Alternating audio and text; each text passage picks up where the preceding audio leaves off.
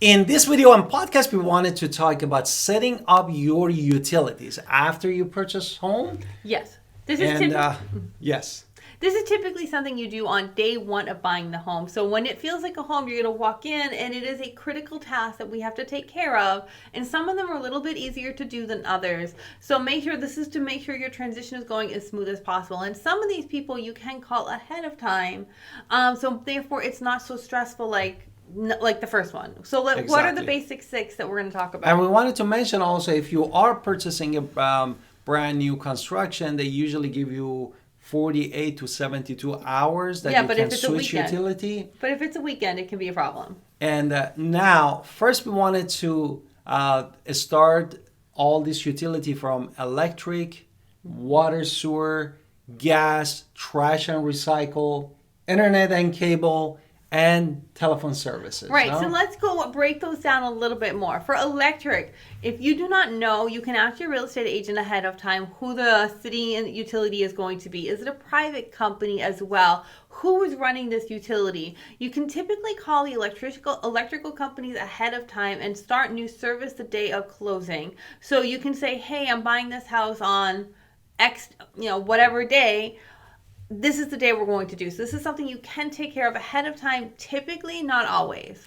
Before next item, we wanted to our introduction. Let's hit it. Hi, it's Alan Victoria. Welcome to our channel and podcast. And if this is your first time in our podcast and YouTube channel, make sure you subscribe and get notified. Also, you call text all the time, 252-327-3357. We love talking to you. Don't be shy. Also, grab our buyer's guide and seller's guide in the description below. Now, after you find your provider, that it could be like a government or basically private company for your utility, then is the starting services, no? Right, so that's what we're talking about. Now, the second is the water. Now, water is the second one. Now, some of our water, at least in our area, are very, very old school, and you cannot do it before you moved in. So a lot of my people are surprised when I'm like, all right, we've just closed on the house. First thing you need to do is go to the water company now. So take all the paperwork because they need to see that you own this home to switch the water. But this is something you are going to need. It's absolutely essential to owning this home. So it depends. It could be city, it could be county, it could be an easy phone call, or it could be more difficult to where you have to show up in person. You might have to pay a deposit, and you might have to show that you are the true owner, which happens here a lot. So I would say take your closing documents and go right to the water company when you are done around here. Exactly. What is the next step? Gas.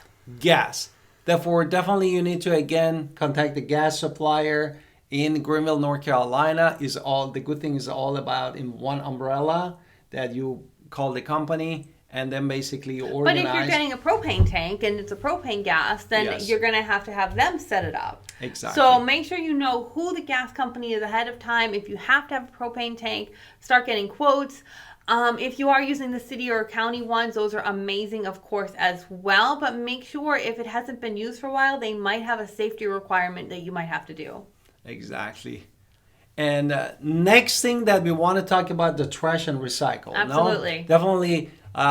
You need to check with the company and see, like when we were in Pittsburgh, there was a third party company that we ordered it and they were charging us every 3 months. When we moved to Greenville, North Carolina, it was all about under the Greenville utility. We ordered our bucket, the recycle and the daily one. And starting the service, no? It just depends. We have a lot of waste management that is also private around here. So you have to find out who is working in your community, find out who handles that. If you do need to have separate accounts, make sure you have those separate accounts. And absolutely, you should know when your pickup days, because the worst thing you want to do is have a bunch of trash and then you forgot to put it out and now you have it for another week. So that's just awful. Exactly.